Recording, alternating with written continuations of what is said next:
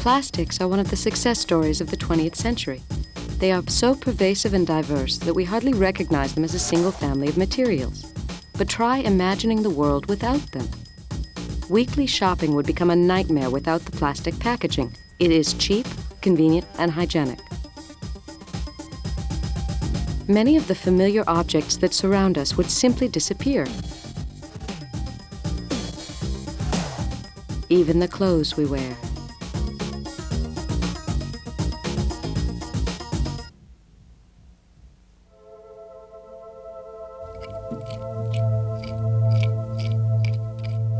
But in the real world, plastics just do not disappear. We are living in the disposable age, so where does the story start? Further back than you think. They say you can tell a lot about a civilization from what it leaves behind, so let's take a look. Crude oil, the decayed remains of organisms from millions of years ago. We'll come back to this later. Horns of animals, a natural plastic material which prehistoric man discovered would soften when heated and could shape into tools. By the 19th century, chemists were experimenting with the first artificial plastic. An early success was to take cellulose from plants and make celluloid, a product that was used extensively for film.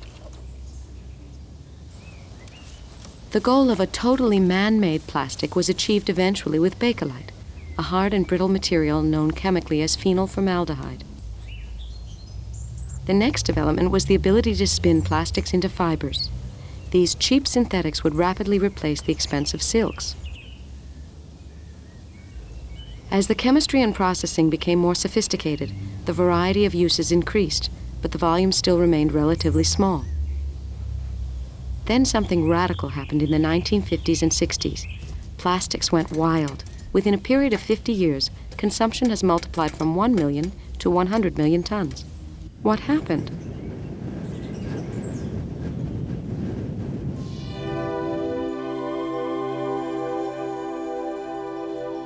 Oil. Remember it at the bottom of the archaeologist's trench? Remains of plants and animals from 250 million years ago provide the essential raw material for modern plastics. After the Second World War, gasoline was being produced in huge quantities. But once it was extracted from the crude oil, the remaining materials were mostly wasted.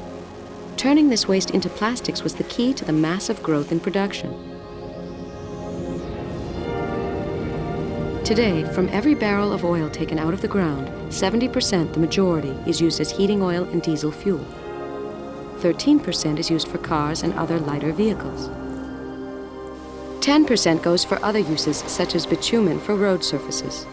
The remaining 7% is used to produce chemical products, of which only 4% are used to produce plastics. How do we make plastics from the raw materials? Heat it.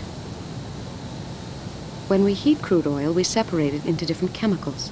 The molecules that have the lowest boiling point rise to the top of the column. The materials with the lowest boiling point are tapped off at the bottom of this distillation column. We tap them from various levels for different uses. Plastics are made from the low boiling point chemicals at the top of the column. But this is only part of the story. If we could increase the power of a microscope enough to see atoms, we would see that plastics are actually big molecules called polymers. These are made from chains of small molecules called monomers. If their carbon atoms are linked together, a polymer, a much longer molecule, is formed. The process is known as polymerization. There are two ways of joining the carbon atoms to form a polymer. The simplest is to link the carbon atoms together to form a chain. This is how polyethylene is created. We call this process polyaddition. In the other process, to create nylon, for example, the monomers eject some of their atoms, such as hydrogen and oxygen, allowing the carbons to join. This is called polycondensation. But however they are made, plastic materials are all large molecules called polymers. So what's so special about a plastic polymer? Here's a clue.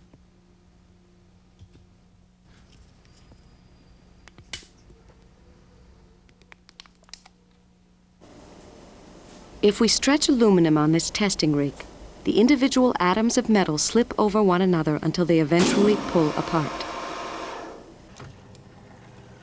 If we apply the same force to the plastic, it stretches much further. Why? Remember those long chains? They can slip across each other a lot further before they pull apart. The plastic is a lot more stretchy, so all plastics bend and stretch. Or do they? Remember the ice hockey? This helmet is plastic as well. It can absorb some of the energy from impacts and still retain its shape. It does not bend much. This plastic barrier is also hard, but it is able to take crashes by bending more than the helmet. Plastic that insulates?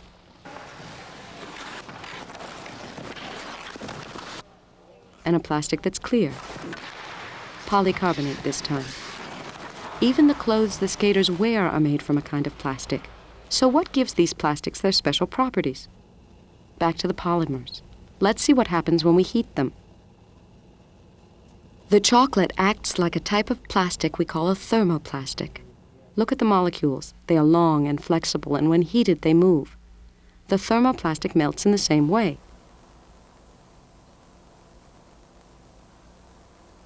When cooled, the chocolate, just like a thermoplastic, hardens into a new shape. This cycle of hardening and softening can be repeated over and over again. Can you see the advantages in that?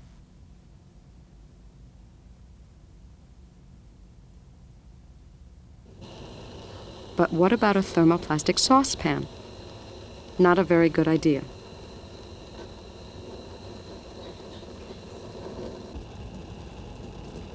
The chicken egg will only get harder when we apply heat. It acts in the same way as the other kind of plastic called cross-linked plastic. Here, the polymer chains are connected by additional cross-links. This makes them rigid. So cross-linked plastics will not melt like the thermoplastics once the cross-linking bridges have formed. But we usually mold plastics like we mold chocolate bears, by heating and then cooling. How do we mold plastics that harden when we apply heat?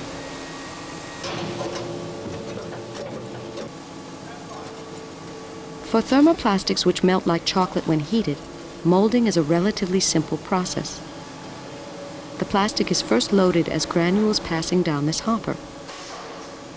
It is then rotated forward by a screw.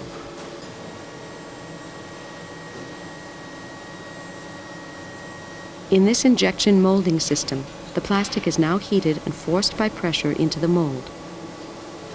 The whole process can be fully automated.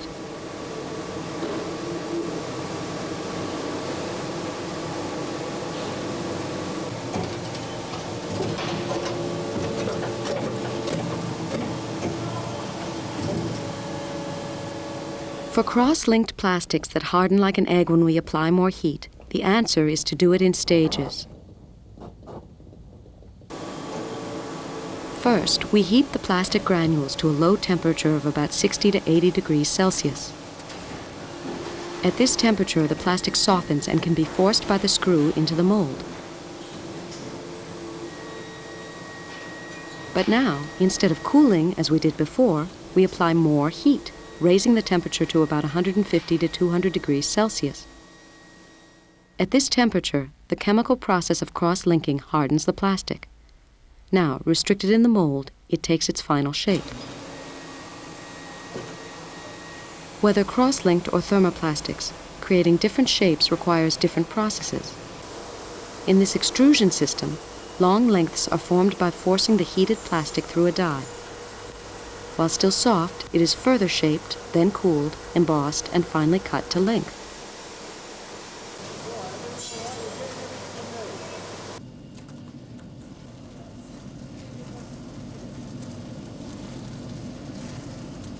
A plastic spatula resistant to heat must be a cross-linked plastic.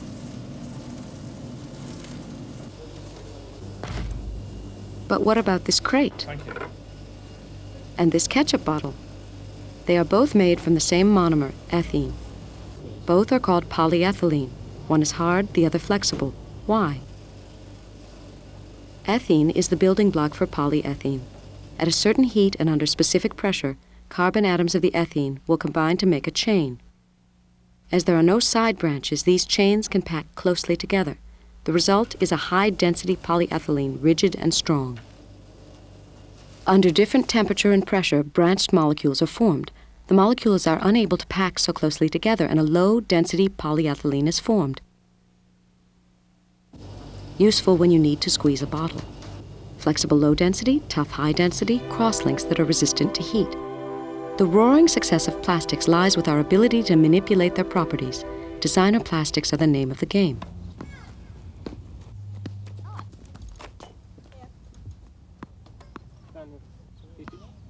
Take this shoe. The flexibility is provided by a new generation of plastics called elastomers. Their chemical structure is similar to the cross-linked molecule, but with fewer links, making it less rigid but retaining its shape. Designer plastics are progressively replacing traditional materials everywhere. Instead of gut, we have the thermoplastic nylon, strong but elastic. Instead of wood, the frame is made from a composite of fiber and resin plastic.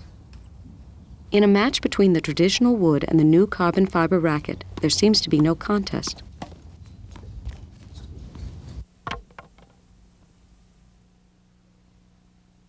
Though heavier, the wooden racket actually flexes more on impact, wasting valuable energy.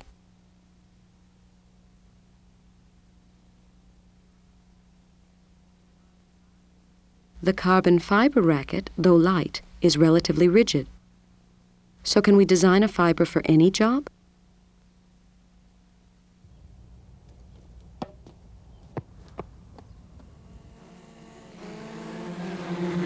A few years ago, the concept of a totally plastic car would have been a bit of a joke.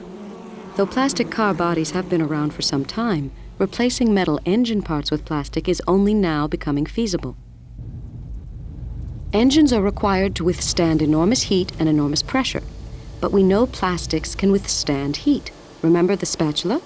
As for pressure, the carbon fiber tennis racket is the key. Engine parts are now being developed as a plastic fiber reinforced with glass, this time replacing the molding around this metal core.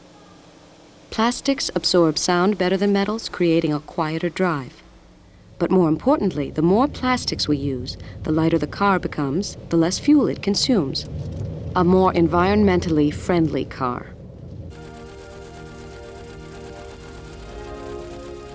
The very success of plastics has led to their most visible disadvantage: waste.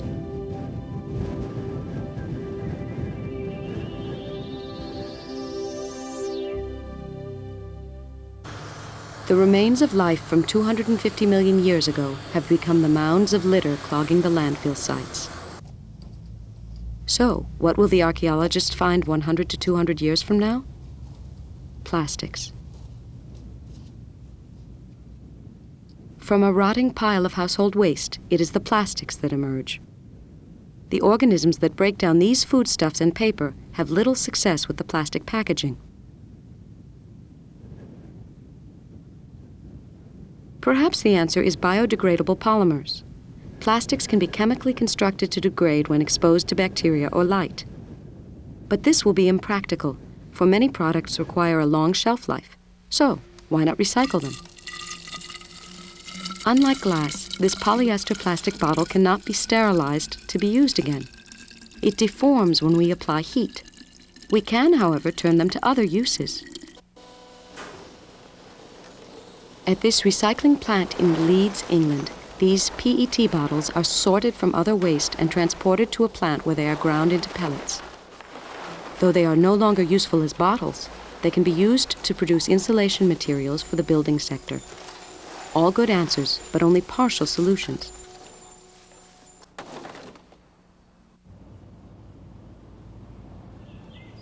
Perhaps we are looking at it the wrong way. It is not difficult to spot the plastic waste. But what about the building?